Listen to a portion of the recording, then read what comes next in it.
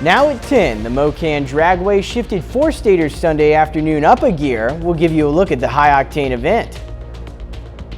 Plus, a Pittsburgh State University sorority served meals as community service. And a local music group in Joplin hosted festivities for all ages. The 4 states' most watched news starts now. Thank you for joining us tonight. I'm Cale Chapman. Mocan Dragway is taking Sunday Fun Day to a whole new level. KOAM's Carrie Worthen is at the Dragway to see all the fun. Ready, set, go to Mocan Dragway to start their 61st year. Opening in 1962, Mocan is the oldest operating drag strip located in Asbury, Missouri. And what better way to start the season by a fun drag? It's a test and tune type event where anyone's welcome to bring their safe and legal vehicles out or their race cars and see what they'll do on the quarter mile here at Mocan. Men and women line up to race in trucks, cars, motorcycles, and even SUVs to race down the drag strip to make sure their vehicle is ready for the racing season. Basically just make sure the car's consistent, make sure nothing really falls apart anyways, and just basically try to cut a good light and beat the guy by a tire. Just try to win, really. Even though there are no awards given out today, there are still bragging rights. Oh yeah, I'll rub it in, yeah. If there's one particular kid, for sure, yeah. So, yeah.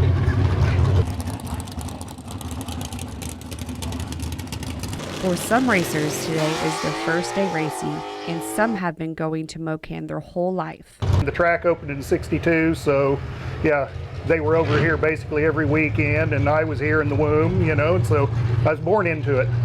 Whether you are in the stands, watching, or burning rubber on the strip, you can now enjoy the season. In Asbury, Carrie Worthen, KOAM News. You can find more information about Mocan on our website at KOAMnewsnow.com. 20 members of Pittsburgh State's Alpha Sigma Alpha sorority Eta Eta chapter prepared and served meals for families staying at Ronald McDonald House in Joplin. Alpha Sigma Alpha has partnered with Ronald McDonald House charities of the 4 states many times in the last couple of years. Other meal donors from around the 4-state area volunteered to sponsor or prepare meals for families utilizing Ronald McDonald House. Ronald McDonald House says home-cooked meals are one of the most popular services the charity offers.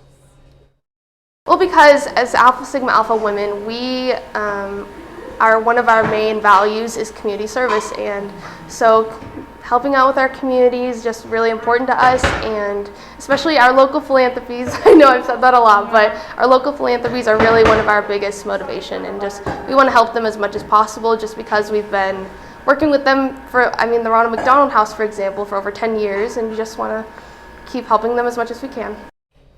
You can become involved with the Ronald McDonald House charities of the 4 states by visiting their website, rmhjoplin.org. The Joplin Native American Flute Circle hosted their latest musical session today. The circle invites musicians of all skill levels and ages out to play in their festivities. The group hosts flute circles every month for the community to participate in. I've been playing flutes that long. Been making flutes for almost 13 years. I got into that because after I acquired my first 3 or 4 flutes, I knew that I was going to want a lot more, and given the price of the darn things, I figured if I could learn to make my own, I could save a lot of money. Repairs are underway after a Union Pacific train derailed in Sumner County, Kansas yesterday afternoon. Union Pacific's communication department said the derailment, which happened around 5:30 p.m. in Riverdale, an unincorporated town north of Wellington, Kansas, involved around 18 train cars filled with grain. There were no reported injuries and no hazardous materials involved. Cleanup efforts are expected to take several days. Jackson Mahomes, the brother of Kansas City Chiefs quarterback Patrick Mahomes, has been accused of assaulting an Overland Park, Kansas restaurant owner. The alleged incident happened last Saturday night at Aspen's Restaurant and Lounge in Overland Park. Right now, there is a video of the incident circulating online.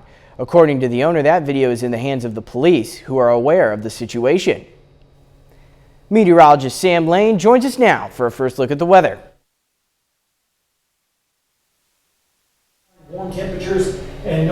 precipitation, and that's the way it's staying right now on radar. Over the last 36 hours, yesterday we only made it into the lower 60s, but today we zoomed all the way up into the mid 70s across the area, even close to a record temperature. Temperatures right now are going to drop through the 60s down into the mid 50s by tomorrow morning, and the winds are going to calm down just a little bit too. Right now they're generally around 20 to 25 miles per hour, but tomorrow they're going to switch out of the north and be around 20 to 25 miles an hour in the afternoon. Then that front will sail through the entire area and winds will start to decrease just a little bit. Looking down the lane, we have some clouds on Monday, showers by Tuesday, and then rain for the rest of the week, and then a colder weekend ahead, and I'll tell you all about that in just a little while. All right, well, thank you, Sam. President Biden is set to pay tribute to the heroes of Bloody Sunday in Selma, Alabama today, joining thousands for the annual commemoration of the seminal moment of the U.S. Civil Rights Movement. This comes a day after former President Donald Trump delivered a keynote speech in Maryland at the Conservative Political Action Conference, targeting the president and his administration. CBS News correspondent Christian Benavidez reports from Miami, Florida. With his eye on the White House, former President Donald Trump took aim at his potential Democratic rival, President Biden. We will evict Joe Biden from the White House, and we will liberate America from these villains and scoundrels once and for all. Trump's speech Saturday night at the annual Conservative Political Action Conference comes as the field of GOP candidates widens. Former Maryland Governor Larry Hogan, who told Face the Nation he will not enter the race, says he wants his party to move away from Trump's grip. I think we certainly went off in the wrong direction. I would say the party of Reagan is not dead, and neither is the party of Trump. Florida Governor Ron DeSantis, who placed second behind Trump in the CPAC straw poll for the Republican Party nomination for president, spoke at the Reagan Library outside Los Angeles. And yes, we need to win the fight for freedom, and if we do, we will be winning one more for the Gipper. President Biden, who has not officially said he's seeking re-election, is in Selma, Alabama to commemorate the 58th anniversary of Bloody Sunday, a flashpoint in the civil rights movement. Beaten, tear gassed. On this bridge, blood was given to help redeem the soul of America. The president joined others in a march across the historic Edmund Pettus Bridge. Christian Benavidez, CBS News, Miami. In his Selma address today, President Biden remembered those who defended their right to vote on that day in 1965 and said the fundamental right to vote remains under assault. The president's 2021 voting rights legislation passed in the House but failed to garner the 60 votes needed to advance in the Senate. In California, someone vandalized a sign at the Ronald Reagan Presidential Foundation and Institute in Simi Valley ahead of Governor Ron DeSantis' visit. The vandal marked the sign to read "Ron DeFascist." Coming up, Sports Director Jacob Leonard gives us an update on the MIAA basketball tournament as Championship Sunday comes to a close. Plus, we take a look at a unique sporting event working to help kids in hospitals. Tonight is a big night for the Missouri Southern women's basketball team. The Lions have a chance to bring home the MIAA tournament title in Kansas City. Our Sports Director Jacob Leonard is there and has more on tonight's game. The Missouri Southern women hit the floor here in Kansas City in the MIAA Tournament Championship. Now, the Lions face Central Missouri tonight for the tournament title. Amoso trying to finish the job this year after finishing as tournament runner-up last season. And Southern looking for a spark early. Haley Grant hits the three from the corner. But final seconds of the first, Sierra Smith steals and heads the other way. UCM leads Southern by 8 after 1. Now in the second, Lacey Stokes drives by Smith and scoops it in. She scores 15. Then Chrislyn Jones, top of the key. She also gets 15 points tonight. Southern takes a 4-point lead at half. Now late third, Lane Skiles drives and gets the tough reverse. Southern holds a 6-point lead going to the fourth. Team high 20 points tonight for Skiles. Now early fourth, Amaya Johns hits the straightaway three. The Lions never let Central back in it. Southern beats Central Missouri 78-63. And they cut down the nets here in Kansas City, earning the MIAA Tournament Championship. I had the memory of last year and how bad I wanted it, and this year I knew I wasn't going to leave without the trophy this time, so I had a little more in me today. I can't say enough about these kids. For 3 straight days, they competed for 40 minutes, every possession, both offensively and defensively, and just did a tremendous job. I'm just so proud of our team because I think you want to be playing your best basketball in March, and I think as soon as March 1 hit, I think a switch flipped for us and our team, and all week we've just emphasized being together, and just doing this together as a team is just one of the feelings that I've never had before. Missouri Southern now moves on to play in the Division II National Tournament. Reporting in Kansas City, Jacob Leonard, KOAM Sports. Missouri Southern heads to the national tournament with a 27-6 overall record. Texas Tech has suspended men's basketball head coach Mark Adams over, quote, an inappropriate, unacceptable, and racially insensitive comment he made to a player. Athletic Director Kirby Hokut says he was made aware of the incident on Friday. The school says Adams was encouraging a player to be more receptive to coaching in a meeting when Adams referred to a Bible verse that addressed slaves serving their masters. The school says Adams addressed the matter with his team and apologized. Officials have not said yet who will fill in for Adams at the Big 12 tournament. A unique sporting event in Sacramento, California happened today to raise funds for the Sutter Medical Center and UC Davis Children's Hospitals. We've got more from the annual Donut Day Dash. 4 miles, 4 donuts, and all for a good cause. The 15th annual Donut Dash brought thousands of folks out to Land Park, then to Marie's Donuts, where they had to scarf down their mid-race snack. It is the hardest part. Not only did they have to run fast, they had to eat quickly. But runners dug deep, knowing they were competing for a reason.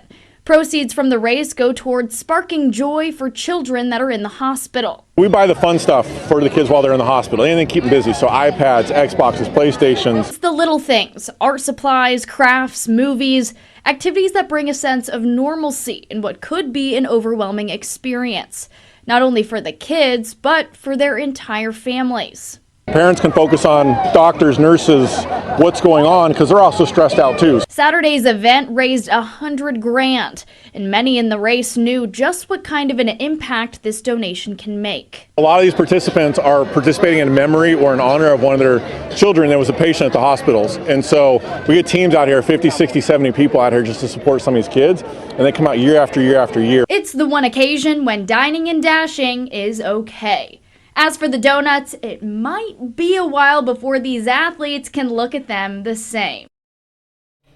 A little later, a man died due to extreme turbulence during an airplane ride. We'll have more details coming up. And we'll also take a look at the forecast because we have rain coming back in after a nice weekend. Details next. We had a beautiful weekend across the area with light winds and lots of sunshine and warm temperatures. In fact, let's take a look outside right now at Indigo Sky Casino and Resort. As we go through the day, you can see the clouds moving in from the west, and then in the afternoon, the clouds started coming in from the south and west. But overall, a beautiful day and a beautiful sunset across the area. And this afternoon, we made it up to 75 degrees, which was only 6 degrees away from the record set back in 1961. And of course, we were above normal. Average is 56 and 34 degrees. Rivers are pretty much in their banks right now, with the exception over in Barry County near Jenkins. They are near flood stage, but as we go through time, these rivers are going to have to be watched closely as we're going to be experiencing quite a bit of rainfall. But right now, radar is all clear, and that's the way we expect it to be for at least another 24 hours. High clouds spilling in from the west ahead of the next storm system, which is now moving into the western coast. That's going to move towards the south and east and will be impacting our area as we go through Tuesday. That's when the rain chances really start to increase across our area. This afternoon, we saw highs in the mid-70s in the metro area, but take a look out to the west. Almost near 80 degrees in Sedan and Bartlesville and Howard. So a very, very beautiful day. And temperatures still at this hour are in the 60s across the area. And we're expecting that to continue as we go through the overnight hours, temperatures remaining well above normal. In fact, we're about 15 to 20 degrees above normal, and we're about 20 degrees warmer tonight than we were last night at this time. And we're looking at dew points in the 40s right now. Ahead of that storm system, south winds are going to start increasing the moisture, and that's going to add to that rainfall as we go through the forecast. 64 right now, south wind at 15, dew point is 41, humidity at 43%. And in Pittsburgh, you can see the flag flying there. South wind at about 14 miles per hour, 63 degrees, and a dew point of 46 and the humidity of 52%. Now tonight the winds are going to stay out of the south, and that's going to help temperatures stay in the 50s for lows. These are normally our highs for this time of year. A cold front will be sweeping down from the north tomorrow, changing our wind direction, but we're still going to make it into the upper 60s to around 70 degrees. Then the front sails all the way through, and we start to see temperatures in the 30s and 40s on Tuesday. And notice also, here comes the rain developing. And as we go through the day Tuesday, those scattered showers will start to spread across our area with highs near normal, temperatures in the 40s and 50s. And then by Wednesday morning, we'll see lows in the 40s with scattered areas of rainfall. Heaviest rain is going to be along and south of I-44, where several inches could fall. So again, we're going to have to watch out for those creeks and streams in those areas. Colder temperatures as well next week, in fact, well below normal, and that's going to make it feel kind of raw and chilly out there with rainfall. All right, let's take a look at the next 7 days. 73 tomorrow, rain starts on Tuesday, continuing through Thursday, and then next weekend we have another system with temperatures in the 40s, and it stays in the 40s and 30s for lows. So a return to more normal and even below normal temperatures next week. Yeah, I think that's going to be a rude awakening for me. Exactly. I'm going to have a hard time getting back to it. We'll get over it though. All righty, well, thank you, Sam. Still ahead, a man dies from extreme turbulence on board an airplane flight. And thousands in Kentucky remain without power as crews work around the clock following a severe storm. If you've ever flown in an airplane, you know turbulence can be a fairly common experience. Frequent flyers are no stranger to feeling bumps in the air. However, turbulence in an extreme enough case can have dangerous effects, like in this story of a man who died due to severe turbulence.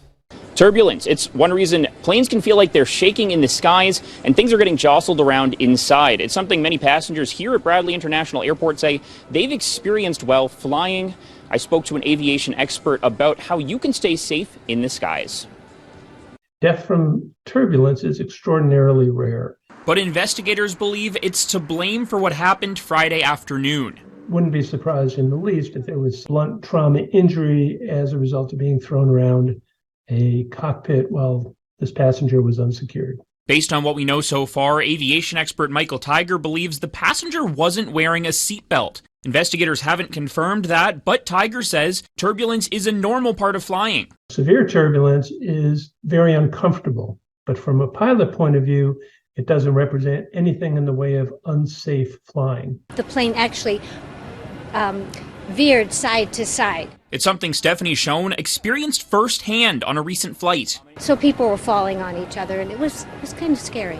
After this, she says she's going to be more careful in the skies. I'm going to make sure that I keep my seatbelt on even when I'm seated in the plane, because that can happen very quickly. Although the plane involved in this deadly incident was a smaller business jet with only 5 people on board, Tiger says turbulence affects large airplanes the same way. Turbulence is a part of flying no matter what. All pilots experience turbulence, all planes experience turbulence.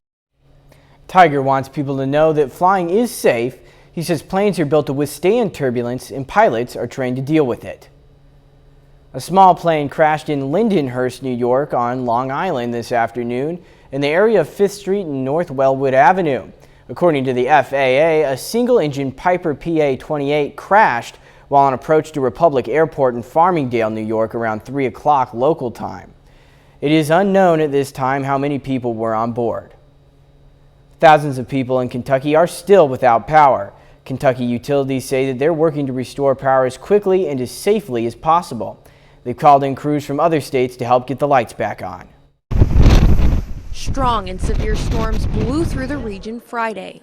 This is the third most significant storm event that we've had on our system in 20 years. Leaving folks across Kentucky in the dark. At the height, we had more than 300,000 customers across LG&E and KU that were without power. But spokesperson for KU, Daniel Lowry, says they've seen a lot of progress so far, as crews have been staying busy working 16-hour shifts to get the lights back on. They're dealing with broken poles, down wires. We have a couple thousand at least down wires that we've been dealing with. KU has about 500 crews that have been working to restore power, but starting Sunday, they're adding even more crews from their out-of-state mutual assistance partners. These crews from neighboring states that are here to help us. And so when they get all active, we'll have a couple thousand folks that are busy with the process. The crews are meeting at the Kentucky Horse Park for staging before rolling out to restore power. We're working hard. Please be patient with us. You know, 3 or 4 days is way too long to be without power. We understand that, and we know this is a multi-day restoration event, and so we're trying to get folks back. We'll be right back with more after this.